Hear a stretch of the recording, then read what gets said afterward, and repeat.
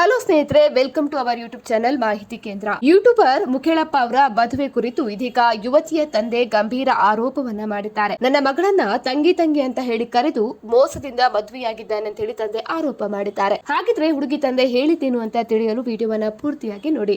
ತಮ್ಮ ಮಗಳು ಕಳೆದ 3 ವರ್ಷಗಳಿಂದ ಯೂಟ್ಯೂಬ್ ನಲ್ಲಿ ರೀಲ್ಸ್ ಮಾಡ್ತಾ ಇದ್ವು ಮತ್ತು ತಾವು ಆಕೆಗೆ ಬೆಂಬಲವನ್ನು ಕೂಡ ನೀಡ್ತಾ ಇದ್ವು.